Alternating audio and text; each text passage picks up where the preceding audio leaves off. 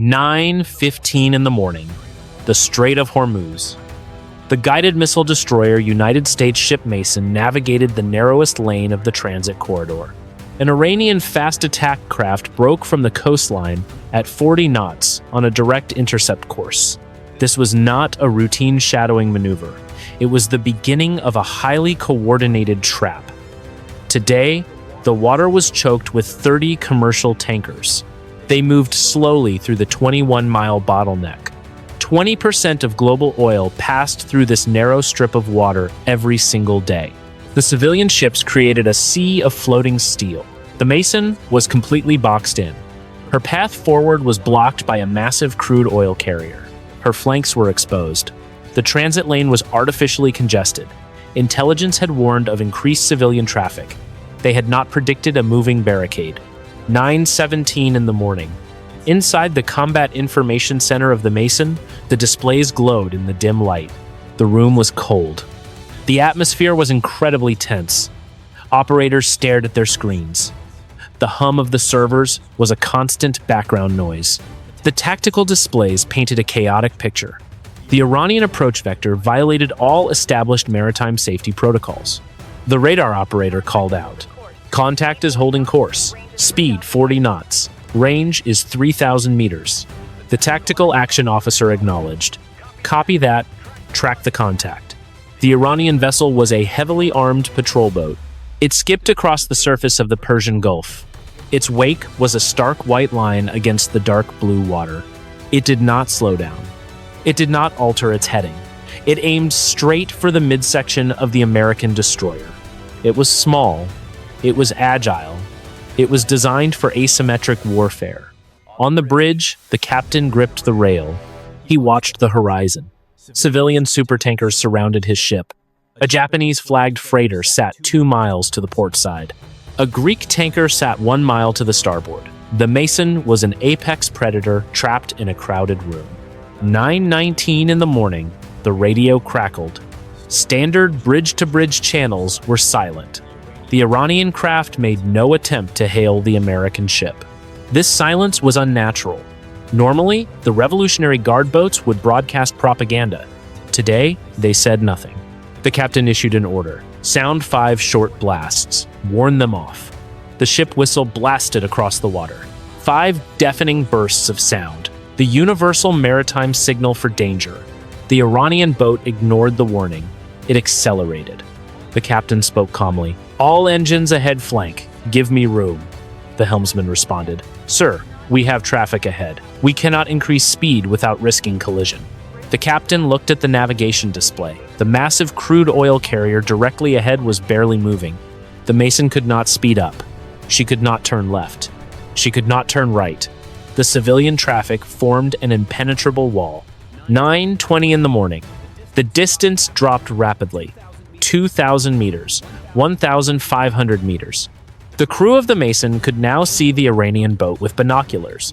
They could see the manned machine guns on the deck. They could see the forward missile tubes. The situation was deteriorating by the second. The American crew was highly trained. They knew the rules of engagement. They knew they had the right to self-defense. But firing a weapon in this congested waterway would be catastrophic. A stray round could ignite a supertanker. Millions of gallons of crude oil could burn. The environmental and economic disaster would be unprecedented. The Iranian commander knew this. He was using the civilian ships as human shields. He was forcing the American destroyer into an impossible choice. He calculated the angles. He understood the geopolitical fallout. The radar operator spoke again. "Range is 1,000 meters. They are not turning." There was no room to maneuver. That was exactly what the Revolutionary Guard was counting on. The morning was still quiet. It would not stay that way. 9:22 in the morning.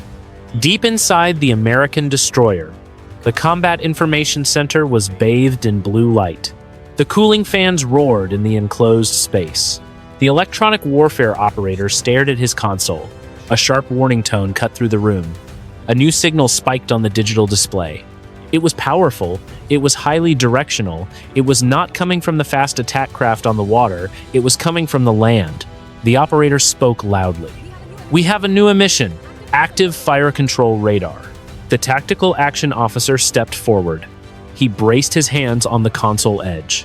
"Identify the source," the operator typed quickly. "Origin is Keshem Island. It is a shore battery, anti-ship." The tactical action officer activated his headset. He spoke directly to the bridge. "Captain, we are painted. Shore battery, anti-ship. They have a firing solution." The Iranian boat on the water was only the anvil. The missile battery on the island was the hammer. The trap was fully exposed. 9:24 in the morning, 4 miles away on Keshem Island, an Iranian coastal defense battery sat hidden within the rocky terrain.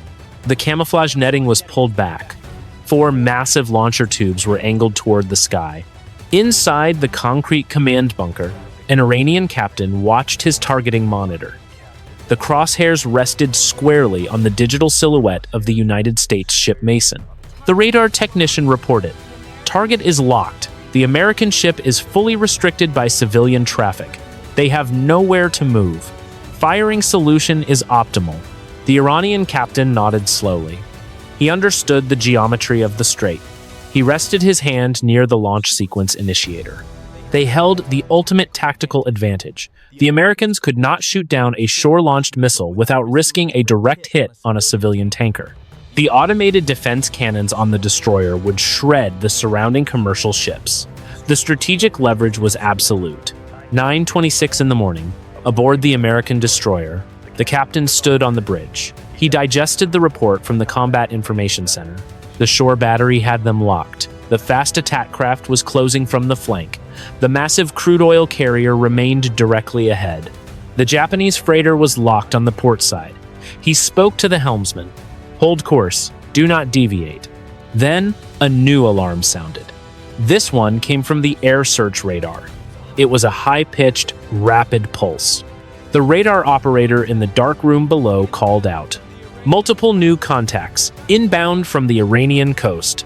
The tactical action officer demanded details. "Classify." The operator responded.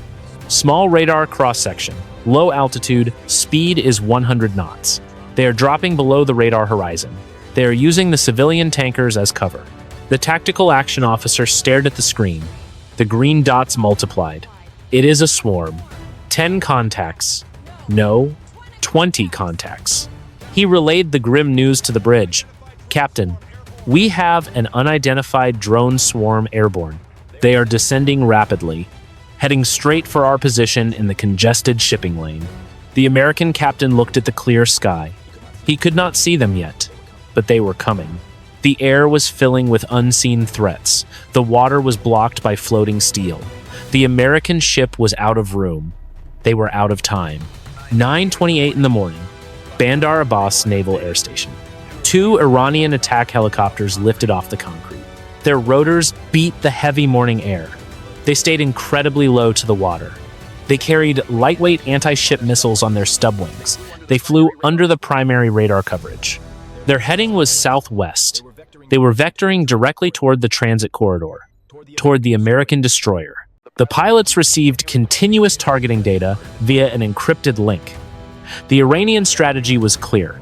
They were building a layered threat environment. The drone swarm was the distraction. The fast attack craft was the bait. The shore battery was the primary kill vehicle. The helicopters were there to close the net. 9:29 in the morning, the Strait of Hormuz. The civilian maritime radio channel 16 exploded with panicked voices. The commercial captains finally realized what was happening in their sector. They saw the aggressive Iranian maneuvering. They saw the American warship trapped between their massive hulls. They knew a single missile strike would incinerate the entire channel. Millions of gallons of highly flammable crude oil sat exposed. The Greek tanker captain broadcasted in broken, terrified English. "American warship, you are blocking our path. We cannot turn. You must move." The Japanese freighter sounded its emergency collision horn. A deafening, continuous blast echoed across the water. The acoustic environment became a nightmare. In the American sonar room, the digital displays filled with solid white noise. The massive churning propellers of 30 panicked supertankers blinded the underwater sensors. The operators could not hear anything beneath the surface. 9:30 in the morning. Aboard the United States ship Mason, The Combat Information Center tracked the new threats through the electronic clutter. The helicopters finally popped up above the radar horizon. The drone swarm descended through 2,000 feet. The tactical action officer keyed his headset. Captain! 2 rotary wing contacts inbound from the coast, armed and accelerating. The drone swarm is 30 seconds from visual range. They are adopting an attack formation. The American captain gripped the bridge console. The variables were multiplying too fast. A single nervous sailor could start a regional war. He picked up the ship-wide microphone. His voice was remarkably steady. General quarters. General quarters. All hands man your battle stations. Bring all weapons systems online, but hold your fire. I repeat, do not fire without my direct order. The crew executed the command flawlessly. Heavy, watertight doors slammed shut throughout the ship. Damage control teams strapped on their breathing gear. The forward 5-inch gun rotated smoothly. It tracked the incoming fast attack craft. The automated defense systems hummed with lethal readiness. 9:31 in the morning. The Iranian patrol boat crossed the 800-meter line. The drone swarm appeared as dark, buzzing specks against the bright morning sun. The helicopters took up flanking positions in the distance. The civilian ships drifted unpredictably in the strong tidal current. Their panicked attempts to steer away only made the congestion worse. The massive Liberian-flagged crude carrier directly ahead of the Mason slowed to a crawl. The sea room vanished entirely. The radar warning receiver screamed its constant, high-pitched warning. The shore battery on Keshem Island maintained its solid lock. The American captain looked at his executive officer. The bridge was perfectly quiet, except for the alarms. They want us to fire first. They want a stray round to hit a tanker. Then we become the aggressors. The executive officer nodded slowly. We hold this line. The margins of safety no longer existed. The trap was fully closed. 9:32 in the morning. The Strait of Hormuz. The Iranian fast attack craft cut through the heavy wake of a passing commercial tanker. Its bow dipped and rose with the choppy water. A crew member on the forward deck of the Iranian vessel stepped forward. He pulled back a heavy canvas tarp. The twin tubes of a short-range anti-ship missile launcher were exposed. They were painted a dull green. They were angled directly at the bridge of the United States ship Mason. 9:33 in the morning. Aboard the American destroyer, the optical sight operator zoomed in. His high-definition camera fed the image directly into the Combat Information Center. The room was tense. The operators watched the feed on the main screen. The tactical action officer spoke immediately. Visual confirmation. Forward missile tubes are uncovered. The Iranian vessel is assuming an offensive posture. Range is 800 meters. The captain heard the report on the bridge. He looked out the heavy armored windows. He raised his binoculars. He could see the Iranian sailors with his own eyes. He could see the uncovered weapons. The threat was no longer theoretical. It was visible. It was immediate. The captain issued a new command. Arm the phalanx. Set to manual engagement. Do not place it in auto. High above the bridge, the white dome of the close-in weapon system came alive. It rotated sharply. Its 6-barrel Gatling gun aimed downward. It locked onto the small Iranian boat. The mechanical whine of the system spinning up vibrated through the steel deck. The radar tracked the target. The ammunition feed system clicked into its final armed position. 9:34 in the morning. The executive officer stepped closer to the captain. The noise on the bridge was deafening. The threat alarms continued to ring. The radio speakers broadcast constant civilian panic. The executive officer spoke quietly. Captain, if we fire the phalanx at this range, the overpenetration will be severe. The 20mm depleted uranium rounds will go right through their hull. They will impact the Greek tanker directly behind them. The captain stared straight ahead at the Iranian boat. I know, the executive officer continued. The Greek tanker is carrying 300,000 barrels of unrefined crude oil. If we strike her hull, we will ignite the cargo. The resulting fireball will consume both military vessels and half this channel. The captain nodded slowly. That is exactly why they position themselves on that vector. It is a calculated shielding maneuver. They know our defensive weapons are too powerful for this confined space. We are paralyzed by our own lethality. The radio crackled again. It was the Combat Information Center. The tactical action officer delivered more bad news. Captain, the drone swarm is 2 miles out. They are splitting into 2 groups. They intend to attack from multiple axes. The shore battery radar on Keshim Island is shifting frequencies. They are entering their final pre-launch sequence. The 2 helicopters are holding at 3 miles. They are painting us with laser designators. The American destroyer was completely surrounded. The Revolutionary Guard commander on the fast attack craft stood on his open bridge. He did not flinch as the massive Gatling gun aimed at his chest. He watched the American warship. He waited for them to make a mistake. He waited for them to panic. If the Americans fired first, they would destroy a civilian ship. They would become the villains on the global stage. The distance dropped to 600 meters. The water between them was disappearing rapidly. The pressure in the American command center reached a breaking point. They needed help. They needed room to breathe. 9:35 in the morning, the southern edge of the transit corridor. A second American warship entered the choke point. The guided missile destroyer, United States ship Truxtun, accelerated to 30 knots. Her captain stood on the bridge. He watched the digital tracking system. The tactical picture was a nightmare. The United States ship Mason was trapped 5 miles ahead. The Truxtun needed to close the distance. She needed to link her Aegis combat system with the Mason. Overlapping air defense was the only way to survive a coordinated swarm attack. The helmsman on the Truxtun called out, "Captain, the channel is completely blocked ahead. A South Korean container ship is holding dead center. We have a half-mile of clearance on her starboard side. The tidal current is strong." The captain of the Truxtun did not hesitate. "Take the starboard gap. Maximum speed. Do not yield." The massive gray warship surged forward. She threaded the needle between the civilian giant and the rocky coastline. The wake washed heavily over the coastal reef.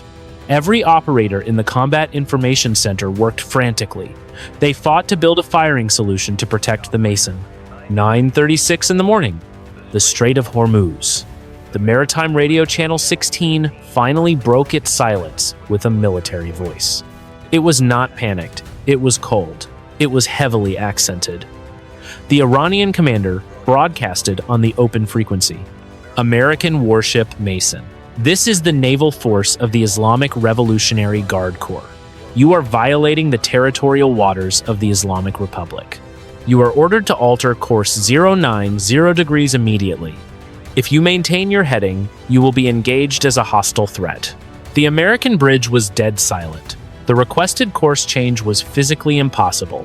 A 090-degree turn would ram the Mason directly into the side of the Japanese freighter. The Iranian commander knew this perfectly well. It was a manufactured provocation, a justification for war. The captain of the Mason picked up the radio handset. He pressed the transmit button. His voice was absolute iron. "Iranian naval vessel. This is the United States ship Mason.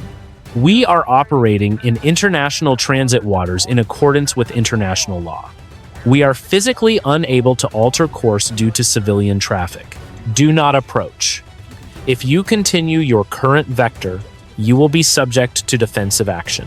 9:37 in the morning. The ultimatum was rejected. The final threshold was crossed.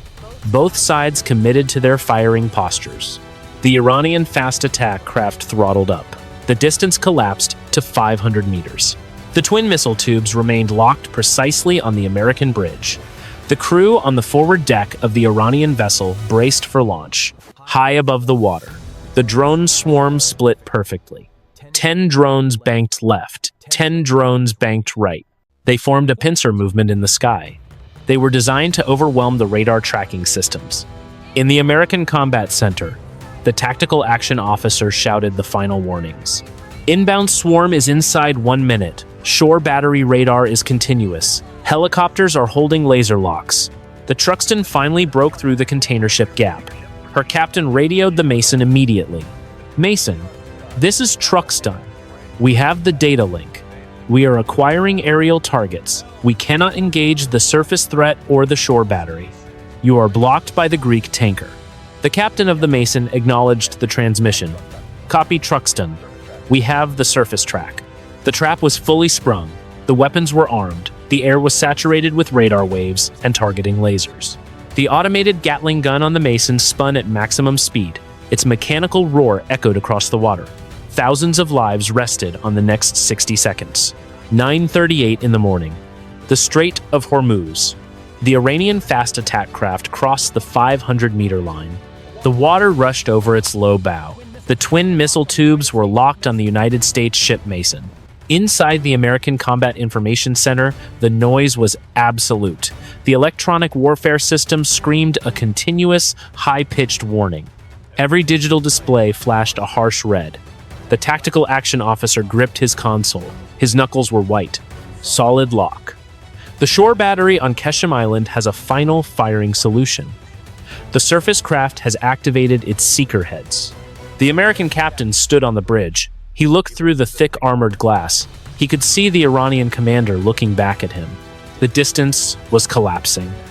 The massive Gatling gun above the American bridge tracked the small boat flawlessly. The mechanical roar of the spinning barrels vibrated through the steel floorboards. 9:38 and 30 seconds in the morning. On Keshem Island, the concrete command bunker was perfectly still. The Iranian missile battery commander placed his hand over the firing control. The digital timer ticked away. He watched the green silhouette of the American destroyer on his screen. It was completely pinned between the massive civilian tankers. A stationary target. The Iranian commander waited for the final launch authorization from his regional command. The radio channel was open. He took a slow, deep breath. His finger hovered exactly 1 inch above the launch key. 9:39 in the morning. High above the congested water, the drone swarm dropped altitude. They angled downward in a steep, coordinated dive. 5 miles behind the Mason, the United States ship Truxtun fired. Not at a ship, at the sky. 2 interceptor missiles tore out of her forward vertical launch system. A blinding flash of fire illuminated the morning haze. A thick column of white smoke trailed behind them. The missiles arced high into the air. They hunted the incoming drones. Aboard the Mason, the radio cut through the threat alarms. Mason, this is Truxtun.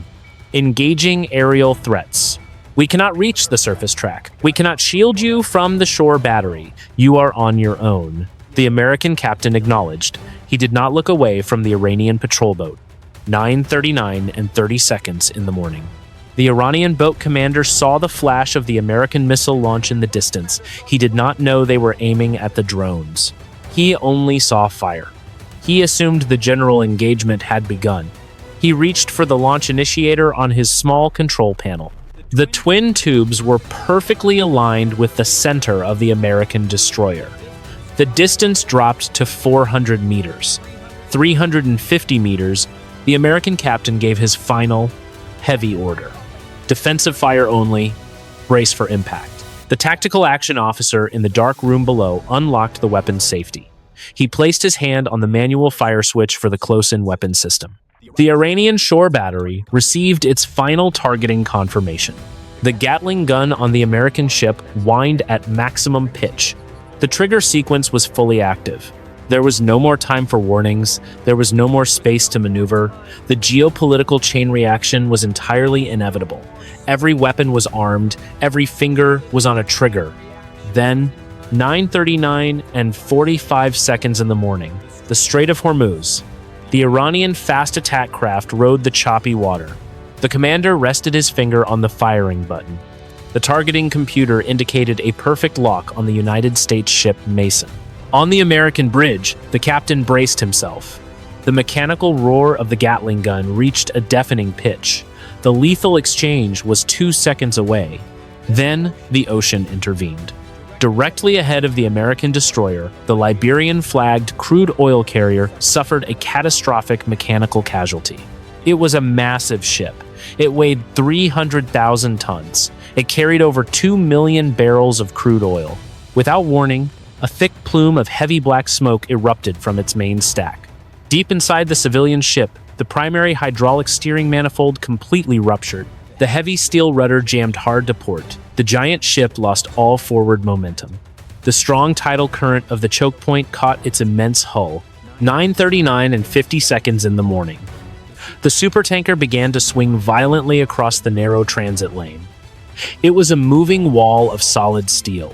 It was 1,000 feet long and stood 8 stories above the waterline. It drifted directly into the line of fire. Aboard the Iranian fast attack craft, the tactical picture collapsed. The commander watched in shock. The black hull of the civilian tanker rapidly eclipsed the gray profile of the American warship. His automated missile seekers emitted a broken, whining tone. The target lock was entirely lost. The optical sensors were blinded. The missiles could not see through the commercial giant. In the American Combat Center, the digital displays flickered. The high-pitched warning tone of the Iranian shore battery abruptly stopped. The tactical action officer shouted above the noise. "Captain, we have lost the shore battery radar. The signal is physically blocked. The fast attack craft is dropping off our optical sensors. The surface track is obscured." 9:39 and 55 seconds in the morning. The captain of the Mason did not celebrate. The military threat was blocked. But a new physical threat was swinging right at them. The stern of the massive supertanker was pivoting directly toward the bow of the American destroyer. The sheer mass of the civilian ship displaced thousands of tons of water. The captain barked a new order. "Emergency back full. Disengage the weapon systems. All hands brace for collision." The helmsman pulled the engine telegraph violently backward. The massive gas turbine engines roared. The ship shuddered violently. The floorboards shook as the propellers fought the forward momentum. The water boiled white around the stern of the destroyer. The Iranian commander faced an identical nightmare.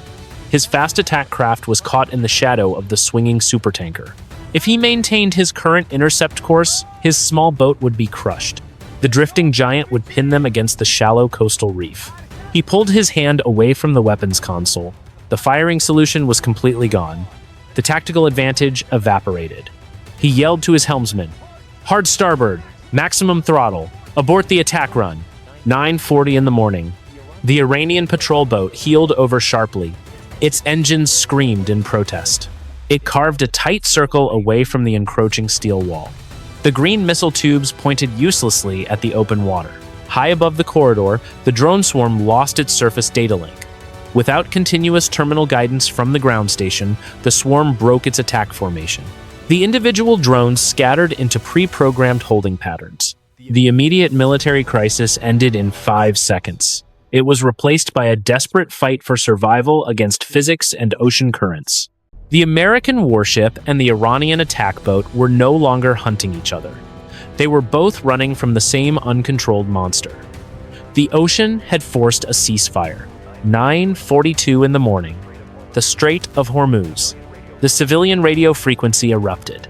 The captain of the Liberian-flagged supertanker was no longer panicked. He was desperate. He broadcasted over the open channel, "Mayday, Mayday. This is motor vessel Titan. We have suffered a catastrophic steering failure. We are drifting unpowered in the transit corridor. All vessels clear the area." The warning was useless. There was nowhere for anyone to go. The massive black hull of the Titan swung sideways across the channel. It blocked the water like a steel dam. The United States ship Mason shattered violently. The gas turbine engines roared at maximum reverse power. The stern of the American destroyer dug into the water. The distance between the gray warship and the drifting supertanker stopped shrinking. They held a gap of barely 100 yards. The collision was averted by seconds. 9:43 in the morning. The tactical picture inside the American Combat Information Center was completely transformed. The red threat icons were replaced by a massive wall of civilian steel. The tactical action officer spoke quickly. "Captain, we have 0 forward visibility. The Titan is blocking our primary radar arrays. We have lost the surface track on the Iranian patrol boat. The shore battery on Keshem Island is completely shadowed. We are physically shielded." The captain stood on the bridge. He listened to the massive engines whining beneath his feet. The Gatling gun above him had spun down. Its mechanical roar was replaced by the chaotic sounds of 30 civilian ships blasting their emergency horns. He keyed his radio. "Combat. What is the status of the drone swarm?" The reply came instantly. "The swarm has broken formation. Without the ground data link, they are circling at 2,000 feet. They are no longer in an attack profile." The immediate military threat was neutralized. The ocean had thrown a 300,000-ton shield in front of the American destroyer. 9:44 in the morning, coastal reef, south of Qeshm Island. The Iranian fast attack craft bounced violently in the shallow water. The commander gripped the console to stay upright. His small vessel was trapped between the rocky coastline and the stern of the drifting supertanker. He could hear the massive civilian propellers churning the water as the Titan fought its own momentum. His targeting monitors were blank. The American warship was gone, hidden behind a mountain of black steel. The trap was broken. He picked up his encrypted radio handset. He contacted his regional command bunker. Command, this is Surface Element 1. The target is obscured. A civilian carrier has blocked the engagement zone. I have lost the firing solution. My vessel is at risk of grounding on the reef. The radio crackled with static. The voice from the shore battery commander replied, Surface Element 1, we confirm loss of radar lock. The American vessel is completely shielded. Do not re-engage. I repeat, do not attempt to bypass the civilian vessel. The firing window is closed. The Iranian commander let out a slow breath. He ordered his helmsmen to hold their position against the current. He did not want to die crushed against the rocks. He did not want to start a war blindly. 9:45 in the morning. The Strait of Hormuz. The United States ship Truxtun remained 5 miles behind the Mason. Her captain watched the chaotic radar picture. The entire transit corridor was paralyzed. He radioed his sister ship. Mason, this is Truxtun. We show the Titan drifting across the channel. Are you clear? The captain of the Mason responded. His voice was calm. The heavy adrenaline was finally fading. Truxtun, we are clear. We are holding position in reverse. The Iranian surface threat has aborted its run. The shore battery is blind.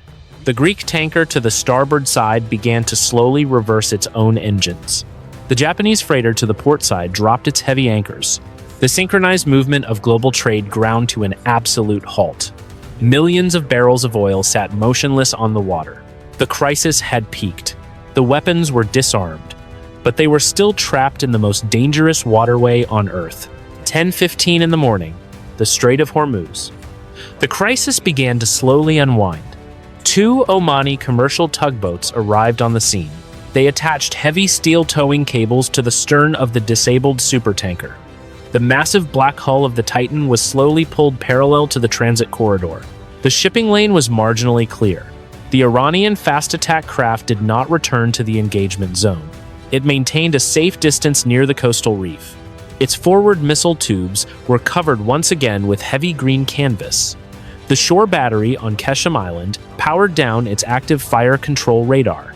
The electronic warfare screens in the American Combat Center returned to a normal baseline. Neither side broadcasted a victory. Neither side offered an apology or an explanation. The civilian mechanical failure provided an unspoken exit strategy. The Revolutionary Guard commander could claim his coastal patrol was simply complete. The American captain could claim he successfully transited international waters without yielding. Both men knew the truth. The ocean had saved them from each other. 11:30 in the morning. Aboard the United States ship Mason, the American destroyer moved forward at 10 knots. The United States ship Truxtun followed 2 miles behind, providing a constant radar umbrella. The immediate threat was gone. The captain stood on the bridge. The heavy armored windows were still locked in place. The crew secured from general quarters. The automated defense systems were placed in standby mode. The ship was remarkably quiet. The executive officer stepped to the center console. We are clear of the choke point. The Iranian rotary wing contacts have returned to base. The drone swarm dispersed over land. The captain looked at the horizon. It was a perfect ambush. They used the civilian traffic against us flawlessly. If that tanker had not lost its steering gear, we would have been forced to fire the phalanx. The executive officer nodded slowly, and the resulting fire would have closed the strait for months. They both understood the gravity of the morning. They were exactly 2 seconds away from starting a massive regional war. Hours later, the strategic level, the after-action reports, reached command centers in Washington and Tehran simultaneously. Intelligence analysts reviewed the digital radar tapes. They listened to the chaotic radio traffic. They measured the distances between the warships and the civilian tankers. In the Pentagon, naval strategists noted the extreme aggression of the Iranian coastal defense network. They recognized the drone swarm as a new and highly coordinated tactic designed to blind air defenses. In Tehran, military commanders analyzed the American response. They noted the absolute discipline of the American crew. The destroyer did not panic. It did not fire preemptively. It held the line until the last possible second. The incident was quietly classified. It would not make international news headlines. The global oil market would not panic or spike. The civilian shipping companies would only report a temporary delay due to a mechanical breakdown on a single Liberian vessel. The reality of the near miss belonged only to the crews who lived it. The Strait of Hormuz remained open. 30 ships would pass through tomorrow, 30 more the day after. The deep water would quickly wash away the turbulent wakes of the warships. No missiles flew, no ships were lost. But history shifted in the shadows. When the absolute line was crossed, both sides chose ultimate restraint. Modern warfare is decided not by who fires first, but by who chooses not to fire at all.